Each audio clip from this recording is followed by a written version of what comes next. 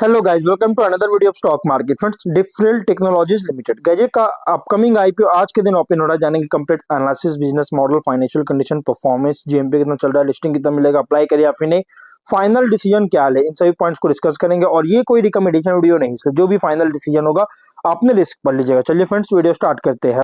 IPO जो 9 जनवरी आज के दिन ओपन रहा, 13 जनवरी क्लोज किया जाएगा। 3 डे आईपीओ है। 16 जनवरी लिस्टिंग डेट रखा गया है। 10 रुपीज का face value, 70 to 74 rupees per share की प्राइस बैंड, 1600 शेयर्स के lot size, fresh capital IPO, book built IPO है। बीएसई एसएमई प्लेटफॉर्म पर लिस्टिंग होने जा रही है। इशू साइज है 14 करोड़ का। 18.6 लाख शेयर्स का इशू किया गया है। निकुंज स्टॉक ब्रोकर मार्केट मेकर है। अलॉटमेंट डेट 14 जनवरी का। 15 जनवरी रिफंड रिलीज किया जाएगा। शेयर्स डिमैट अकाउंट में क्रेडिट किया जाएगा। ऑफर जो दिया गया है QIB एंकर इंक्लूड नहीं करेंगे, ऑलरेडी एलोकेट हो चुका है। 19.1% small big HNI 9.5, small HNI 4.9 और रिटेल 33.5% ऑफर दिया गया है। रिटेल ओनली 2 लॉट अप्लाई कर सकते, 3200 शेयर्स मिलेंगे, 2.3 लाख रुपीज पे करना पड़ेगा। Small HNI minimum 3 lot apply कर सकते, 3.5 लाख रुपीज पे करना पड़ेगा। मैक्सिमम 8 लॉट अप्लाई कर सकते, 9.5 लाख रुपीज पे करना पड़ेगा। Big HNI minimum 9 lot apply कर सकते, 10.6 लाख रुपीज पे करना पड़ेगा। मैक्सिमम कोई लिमिट नहीं है। अब अगर हम बात करें इस कंपनी के जीएमपी को लेकर, तो कंपनी का जीएमपी 6 रुपीज का ट्रेड कर रहा है। 8.1% का एक डिसेंट लिस्टिंग मिलने जा रहा है। 80 रुपीज का एस्टिमेटेड लिस्टिंग प्राइस, 9600 रुपीज का एस्टिमेटेड प्रॉफिट आपको सिंगल लॉट पर मिल सकता है। बिजनेस की बात करें तो अक्टूबर 2023 में इनकॉर्पोरेट किया गया था। लगभग आज से 2 साल पहले इनकॉर्पोरेशन हुआ है कंपनी का, जो कि रबर पार्ट्स और कंपोनेंट्स का, जिसमें इंक्लूड है rubber hoses, assemblies, rubber and profiles and beadings और मोल्डेड रबर पार्ट्स। इसका मैन्युफैक्चरिंग के बिजनेस में इंगेज है, जो कि प्रोडक्ट्स जो है ये एप्लीकेशंस को फाइंड करता है अलग अलग इंडस्ट्रीज के लिए, जैसे ऑटोमोटिव, रेलवेज, डिफेंस। और साथ में कंपनी जो है क्लाइंट्स, अलग अलग क्लाइंट्स जो कि स्टैंडर्ड प्रोडक्ट्स और कस्टमाइज सॉल्यूशंस, इन दोनों का जो है सो क्लाइंट्स को ऑफर करती है, जिससे उनके ऑपरेशनल रिक्वायरमेंट्स को टेलर कर सके। और डिफरेंट टेक्नोलॉजीज जो है ना, ये 1980 में जो कि ओरिजिन ट्रेस किया था, जो कि विकास रबर इंडस्ट्रीज के एस्टेब्लिशमेंट के साथ, और फॉलो किया गया इम्पैक्स हाईटेक रबर के फॉर्मेशन के द्वारा, जो कि 2008 में। और ये B2B कस्टमर्स को जो कि एक्सपैंडेड कैपेबिलिटीज के साथ सर्व करती है। और 1 अप्रैल 2024 में दोनों बिजनेस जो है अब कंसोलिडेट किया गया डिफरेंट टेक्नोलॉजीज लिमिटेड में, बिजनेस ट्रांसफर एग्रीमेंट के थ्रू। मतलब देखिए, ये जो डिफरेंट टेक्नोलॉजीज जो है ना, ये तो 1 अप्रैल 2024 में ही जो है दोनों बिजनेस को जब कंसोलिडेट किया उसके बाद से हुआ, जिसमें फर्स्ट है इम्पैक्स हाईटेक रबर और दूसरा विकास रबर इंडस्ट्रीज। इन दोनों को जो कि जब जो मतलब कि कंपनी को मर्ज किया, उसके बाद जो सो बिजनेस ट्रांसफर एग्रीमेंट के थ्रू जो सो मर्ज हुआ, उसके बाद डिफरेंट टेक्नोलॉजीज बन के निकल गया। और प्राइमरली ऑपरेट हो रहा है B2B मॉडल पर, और बल्क ऑर्डर्स क्लाइंट्स को ऑटोमोटिव सेक्टर में जो सो सप्लाई कर रही है। और इसके अलावा B2G मतलब बिजनेस टू गवर्नमेंट सेक्टर को भी जो सेगमेंट में भी सर्व कर रहा है, जो कि गवर्नमेंट सेगमेंट क्या हो गया, तो गाइस ये हो गया इंडियन रेलवेज, जो कि रेलवेज को कंपनी सर्विस प्रोवाइड करता है। और ये प्रोडक्ट्स को डायरेक्टली जो है गवर्नमेंट अथॉरिटीज को, जैसे इंडियन रेलवे जो मैंने भी आपको बताया, और डिफेंस, इसमें डिलीवर कर रही है प्रोडक्ट्स को। और 2 मैन्युफैक्चरिंग प्लांट है फरीदाबाद हरियाणा में। नीमका जो कि टाइगर तीगाउन रोड में है, सेक्टर 71 2420 स्क्वायर यार्ड्स में है।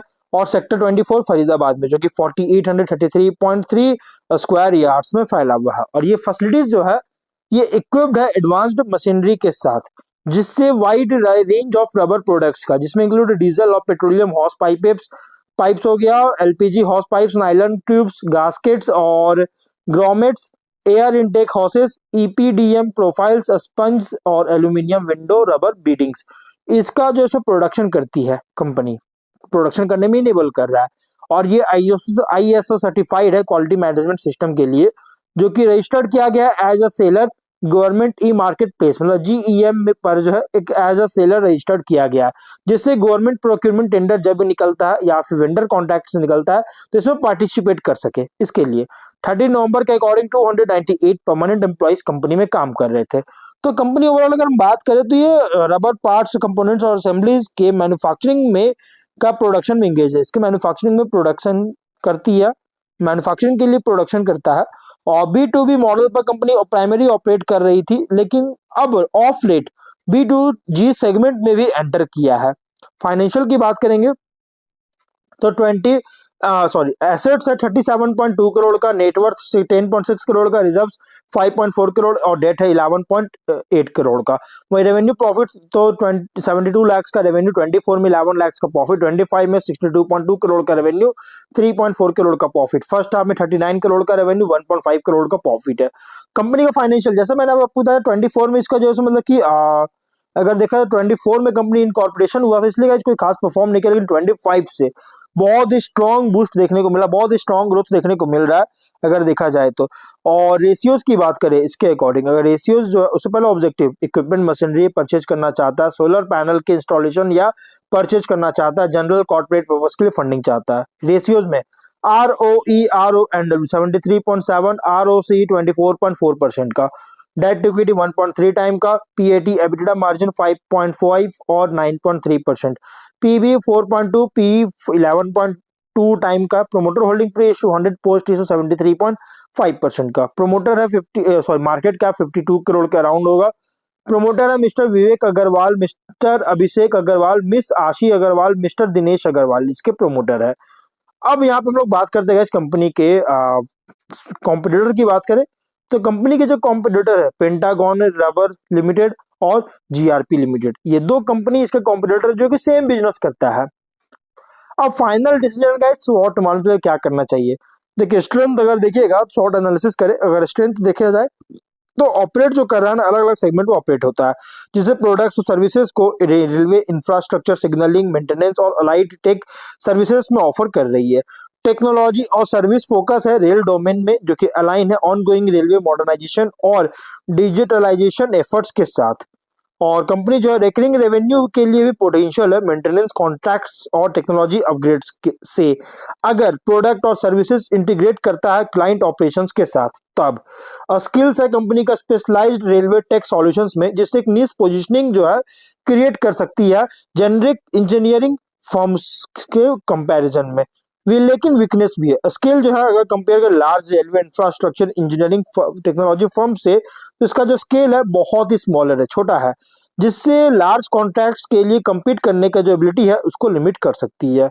और हेवी डिपेंडेंस है रेलवे स्पेंड साइकिल्स पर, गवर्नमेंट ऑर्डर पर, जो कि पीरियोडिक होता है और पॉलिसी चेंजेस के द्वारा अफेक्टेड भी हो सकता है।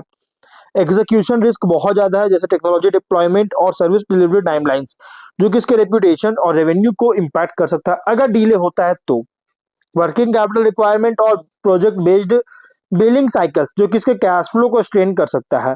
वहीं अपॉर्चुनिटीज की बात करेंगे तो स्ट्रॉन्ग गवर्नमेंट फोकस है railway infrastructure, digital signalling upgrades और स्मार्ट रेल प्रोजेक्ट्स पर, जो कि स्टेबल डिमांड एनवायरनमेंट प्रोवाइड करता है। और कंपनी जो अलाइड टेक सर्विसेज जैसे predictive maintenance, internet of things enable monitoring and software analytics इसमें एक्सपेंशन कर रही है, जिससे वैल्यू और मार्जिन को ऐड कर सकता है। Plus rolling stock manufacturers, private flight operator और मेट्रो प्रोजेक्ट्स के साथ टाई अप भी किया है, जिससे इसके रेवेन्यू को जो डाइवर्सिफाई कर सके traditional railway Indian railway contracts के अलावे। और पोस्ट IPO इसका विजिबिलिटी और कैपिटल जो कि इनहेंस कर सकता है क्रेडिबिलिटी को, और लार्जर ऑर्डर को जो है लार्जर और डाइवर्सिफाइड प्रोजेक्ट्स को भी जो है सो विन करने में हेल्प कर सकता है और बीट करने में। और अगर हम थ्रेट की बात करें तो larger rail technology solution provider से और इंजीनियरिंग मेजर्स के से कंपटीशन बहुत ज्यादा है, जिनके पास और बहुत ज्यादा स्टैब्लिश ट्रैक रिकॉर्ड्स है, उनसे बहुत ज्यादा कंपटीशन है।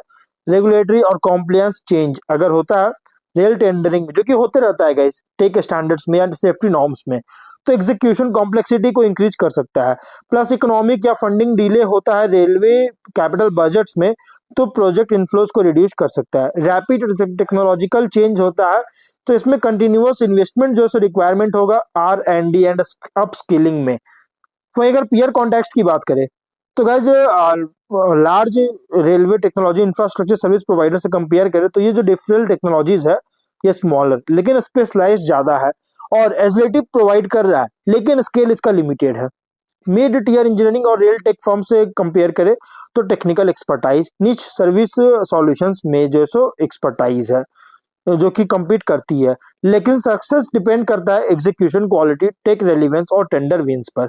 इन्वेस्टर के लिए आईपीओ जो रिप्रेजेंट कर रहा है रेल टेक सर्विसेज प्ले, जो कि टाइड है इंफ्रास्ट्रक्चर मॉडर्नाइजेशन और डिमांड पर। अपसाइड तभी होगा जब टेक्नोलॉजी ऑफर जो कर रहा है ये फ्यूचर नीड्स को मैच कर सके तब, नहीं तो फिर लेकिन कॉम्पिटेटिव और एग्जीक्यूशन रिस्क बहुत ज्यादा चैलेंजेस अभी भी देखने को मिलता है। मतलब रिस्की तो है, आईपीओ थोड़ा रिस्की तो है। जीएमपी ₹6 का 8.1% का लिस्टिंग एक्सपेक्ट कर सकते हैं। थोड़ा risky IPO plus small paid up equity capital, जो कि पोस्ट आईपीओ इंडिकेट कर रहा है मेन बोर्ड माइग्रेशन के लिए लंबा टाइम ले सकता है। तो रिस्की आईपीओ है, तो अगर आप रिस्क चाहते हो तो कंसिडर कर सकते हो, अदरवाइज आप इसको इग्नोर कर सकते हैं। फाइनल डिसीजन अपने रिस्क पर लीजिएगा। ये कोई रिकमेंडेशन वीडियो नहीं, तो मिलते हैं नेक्स्ट वीडियो में। Till then bye bye.